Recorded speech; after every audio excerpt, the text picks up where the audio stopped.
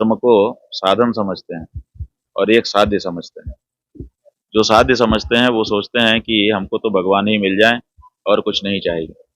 लेकिन बाकी जो लोग हैं जो साधन समझते हैं वो धर्म का उपयोग अपनी लौकिक आकांक्षाओं की पूर्ति के लिए करते हैं। तो ये तो सदा से रहे हैं, लेकिन बलाबल चलता रहता है।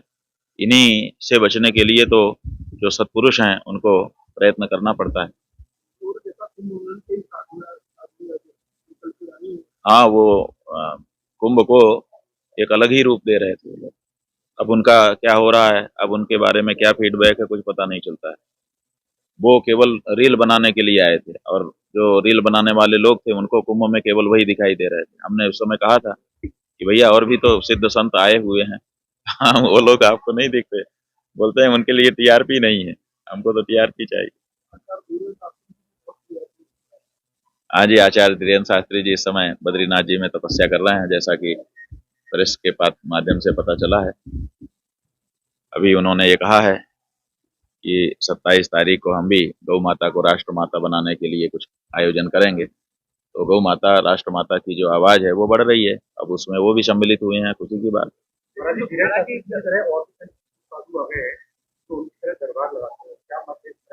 बात यह है कि अभी हम बुंदेलखंड में ही हैं, झांसी तो उसी का अंग है। और ये जो दरबार की परंपरा है ये आपके बुंदेलखंड में ही विशेष रूप से स्थापित है। हमसे आप पत्रकारों ने पूछा था, अभी भी पूछ रहे हैं। तो हमारा ये कहना है कि ये दरबार जो है ये क्यों नहीं कुछ ऐसा भविष्य बताते हैं जिससे देश का लोक का कल्याण हो। धीरेन्द्र शास्त्री जी ने स्वयं, हमने वीडियो देखा था, कहा था कि राज्य देश का रक्षा मंत्रालय हमसे संपर्क करे, हम उसको बताएंगे कि ये आपदा आने वाली है। तो हम सोचते हैं कि धीरेन्द्र शास्त्री जी को और जितने ये दरबार लगाने वाले लोग हैं, रक्षा मंत्रालय इनको कॉन्ट्रैक्ट दे और ये लोग भविष्य बता दें ताकि देश का समाज का कल्याण हो सके। सरकार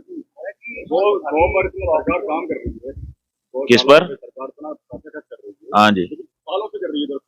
बराबर बनी है जो आप बताना चाहेंगे।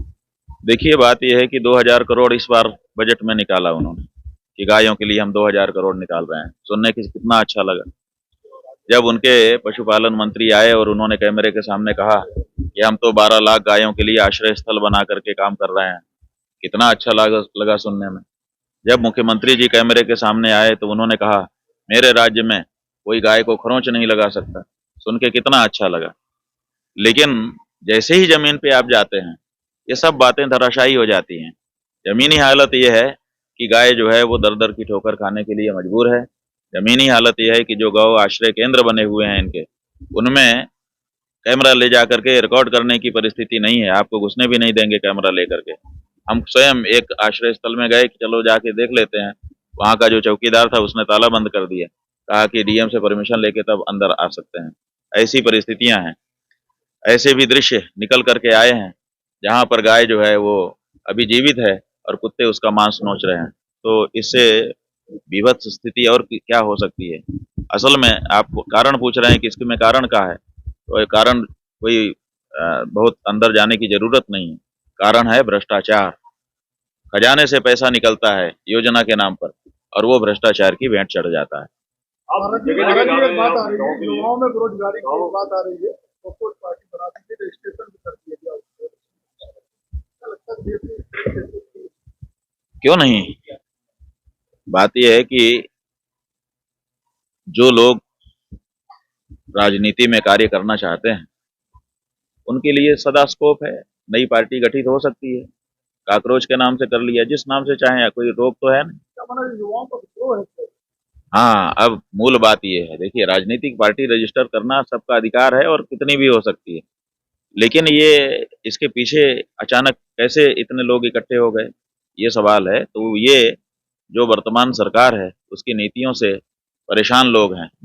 वो चाहते हैं कि इस सरकार को हटाया जाए और शांति और सुकून बहाल किया जाए। पश्चिम बंगाल में केंद्र सरकार ने 14 साल से ऊपर की गाय को शॉर्ट करने का आदेश दिया है, उस पर क्या कहें? नहीं, आदेश नहीं दिया है।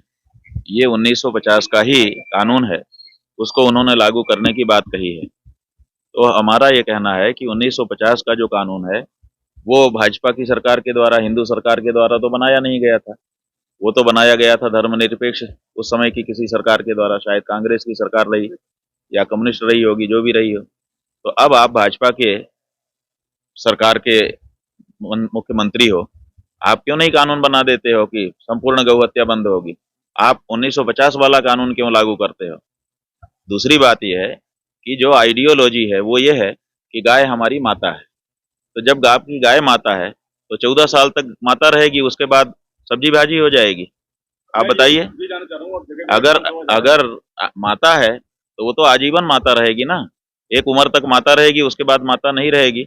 ये जो परिभाषा है ये आपत्तिजनक है। स्वामी जी, योगी आदित्यनाथ कितनी साधु है, क्यों इस मुद्दे पर नहीं मनसता है, क्यों नहीं एक जा रहे? बात यह है कि साधु हैं ऐसा आप कह रहे हो, तो साधु हैं तो साधु का आचरण भी तो होना चाहिए।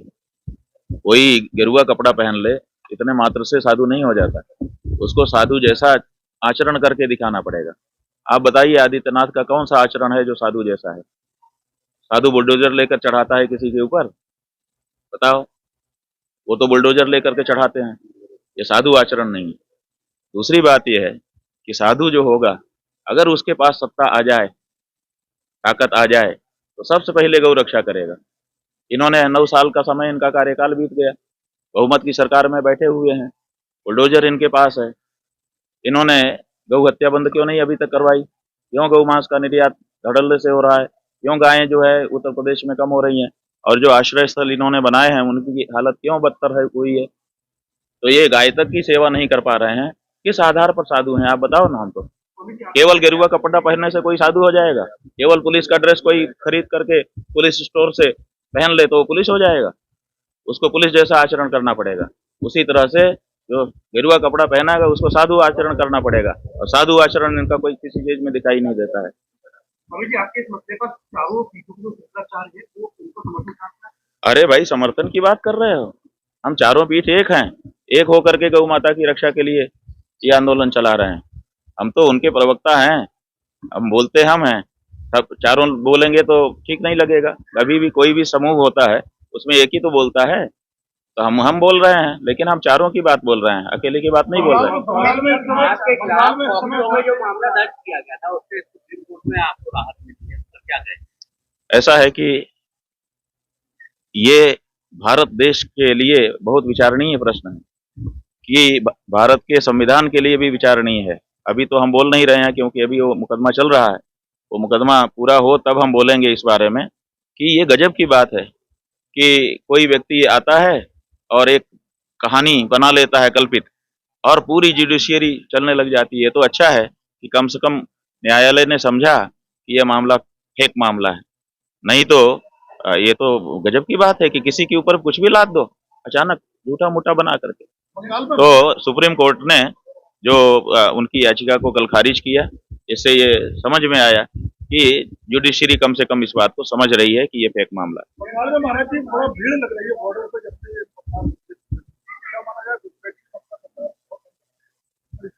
बात यह है कि घुसपैठी है किसकी सरकार? बॉर्डर जो होता है ना वो ममता सरकार का नहीं होता है। आप लोग ऐसा नैरेटिव चलाते हो। बॉर्डर तो भारत सरकार का होता है, जो अंतर्राष्ट्रीय बॉर्डर है। तो अंतर्राष्ट्रीय बॉर्डर तो 12 साल से मोदी जी के अंदर में है, फिर क्यों घुसपैठ हो रही थी? जवाब दो। इसका कोई जवाब नहीं है। ममता सर का क्या क्या लेना देना है जो अंतर्राष्ट्रीय सीमा है उससे? लेकिन आप लोग ममता का नाम लगा करके उनको बचा लेते हो। अरे बाहर जाए अंदर जाए, अंदर आए कैसे 12 साल में? कितने बढ़ गए रोहिंग्या, कितने बढ़ गए, जगह जगह पर भीड़ लगी हुई है। ये सब कैसे हो रहा है? ये सब आपके पास जब बॉर्डर है, सुरक्षा है, आपका गृह मंत्री है, तो कैसे हो रहा है? इसका कोई जवाब नहीं देते हैं। कहते हैं कि हम 2017 में जो 27 में चुनाव होने जा रहा है उसमें गौ माता की रक्षा का ही मुख्य मुद्दा होगा, उसी पर चुनाव होगा, और उसी में सब पार्टियों को जवाब देना पड़ेगा कि गौ माता के बारे में उनकी क्या असल में इच्छा है। क्योंकि पार्टियां जो है जनता को धोखा दे रही हैं, फोटो खिंचवाती हैं गाय के साथ आरती पूजा करते हुए और कटवा कटवा करके बेचती हैं। ये दोनों चीज नहीं चलेगी। आपको एक लाइन में खड़ा होना होगा, या तो इधर खड़े हो चाहे उधर खड़े हो।